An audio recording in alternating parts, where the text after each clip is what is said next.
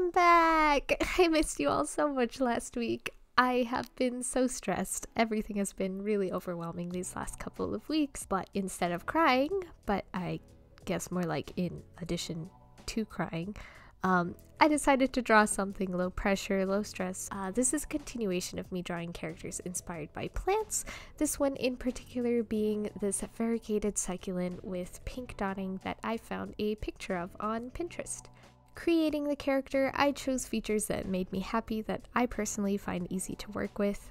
I wanted to draw a Tiefling character because I had this idea for horns that I could put like the gradient on with the bright pink at the end and closer to pale pink, closer to her head. I also made her horns nice and straight so they could be easily drawn at this 3/4 angle that I chose to go with. I also decided to only draw sort of like the bust of the character and not a full body because I simply did not have the energy to be doing clothing design or thinking about poses. So I gave her a simple smiling expression, big round eyes, a wider flat nose, and just a little uneven smile. Also, I have a thing for giving pink gals these front hair tie thingies. I have them on my D&D character Calliope Truskrovka as well. I may or may not have already been thinking of drawing Calliope and her two classmates Tsarina and Kram, but I was too exhausted to draw multiple characters as well as the scene setting the situation. However, it's something I will hopefully have energy to do someday because I would really like to get that done. But again, I probably had Calliope in the back of my mind while designing this character. So I've already started adding color here, and I noticed the green in the center of the succulent. It really gave off plant shop apron vibes. Again, this decision is probably heavily influenced by the things in the back of my mind. I was talking about strange horticulture in an earlier video, and I'm still thinking about the game. And the green also didn't really fit my perception of what her body or hair color should be, so I just made it part of her outfit. While drawing her, this was way after the decision that I was going to put her in the character creation playlist. I thought about incorporating her into my campaign. As said previously, I love strange horticulture, and I was just really inspired by a lot of the aspects of the game, and I hope to be able to replicate a similar feeling and possibly shop owner for my own campaign. Maybe not necessarily like a plant or a druid tiefling, but maybe an alchemist or artificer tiefling. But I really love the idea of gathering supplies, having strange potions or unique solutions to different ailments. Oh, my side quest senses are tingling. Of course, I don't want to rip off the game directly, obviously, but I think it's such a clever game. I haven't played it myself, and I'm not sponsored to say these things, but if you can, go buy it on Steam, go enjoy it. I think it's around $15, or if you're not sure you're interested, go watch Gab Smolder's playthrough, which is where I watched it. She has a full playthrough on her YouTube channel and probably on her Twitch channel as well, maybe? So the pink on her cheeks, I would like to be clear, this is rosacea, not freckles, not just blush, which is why I chose to use the speckled sort of texture brush to imitate the look in a way. I saw the speckles on the succulent and it immediately made me think of the way rosacea speckles the cheeks and face of a person. This is not a skin condition that I have, but it's a fairly common skin condition, I think, and I always enjoy adding little details like such because I just don't think all fantasy characters should be perfect. So I try to give characters rosacea, vitiligo, big arms, puffy cheeks, not just button noses. I think in a way it's me trying to draw what might be common insecurities in people, but also knowing that I like to draw things that are aesthetically appealing to me. So it's me working up the courage to draw myself or characters that look like me, featuring my personal insecurities, and knowing that I've drawn many characters with quote-unquote flaws and still consider them to be extremely beautiful. So hopefully someday I can look at my own flaws and still decide I'm a beautiful person at the end of the day, which isn't easy. So what have I been up to lately and why I missed last week's episode? I have been trying to film a video of building a costume, but between traveling to help my in-laws with work and then procrastinating a lot more than I would like to admit, and also using a camera that I'm not super familiar with, it's been kind of rough.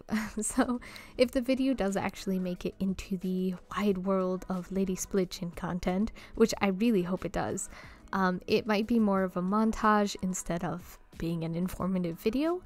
So I'll try to still do helpful voiceovers and tell you all the things I learned and a little bit of my process, but I think it will format to be pretty different from my usual content, and it probably won't show the entire process as much as it'll show the end results. But again, I do have high hope for the videos at any rate. I hope the hodgepodge of what I did manage to record is going to be good enough for a substantial video, and hopefully you can all look forward to new and interesting content. Now, fear not, my friends, I'm not planning on drastically changing the course of my channel content, at least as far as I have planned for now. I really want to continue with speed draw videos and campaign book stuff, regardless of what the next few weeks of videos look like. I'm just preparing for trips in very different locations. I just came back from a couple of weeks of somewhat unpredictable scheduled work that required a lot of social energy for a little introvert, and I am doing costume stuff. So if things are a little wonky or unusual or short or whatever, only time will tell.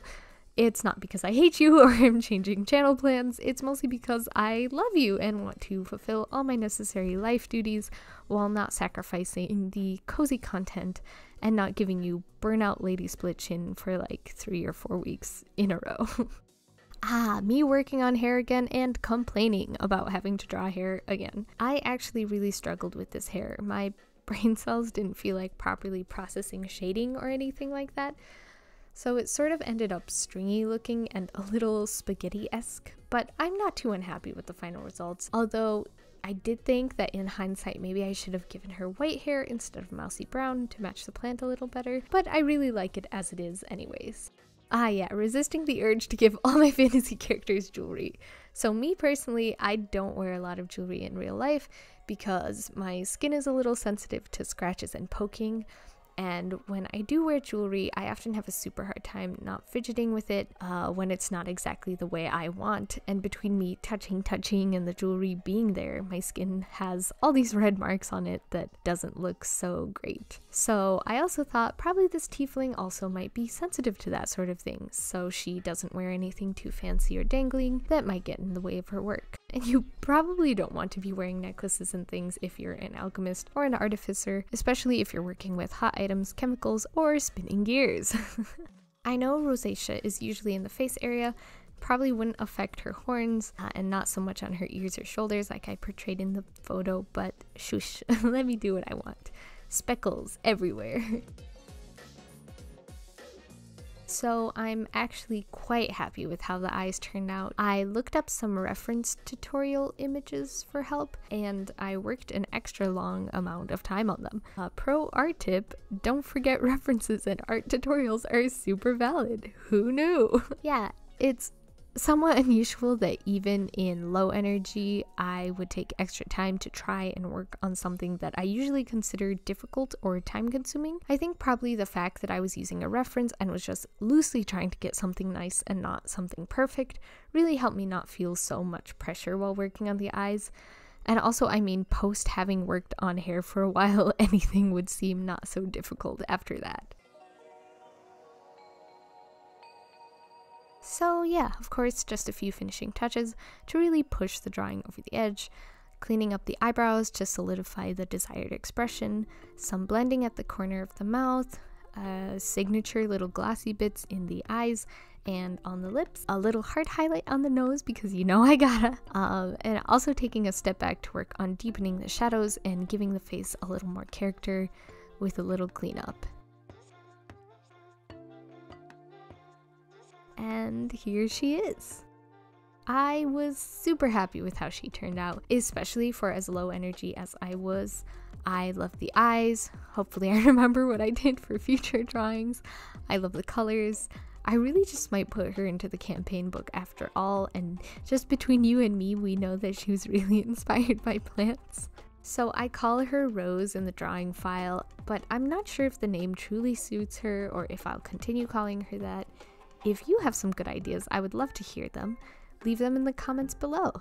And speaking of comments, thank you all so much for your support, for being so kind and leaving such sweet and genuine comments. You are all so amazing, and I don't know what I would do without you. I hope you all have a lovely day, stay kind, and hopefully nobody gets as overwhelmed as I was last week. I mean, I can't control your life, but I hope it's good. And I also hope you enjoy the weird string of content that may potentially be coming over the next few weeks. Potentially. It could be super normal, but who knows? Not me.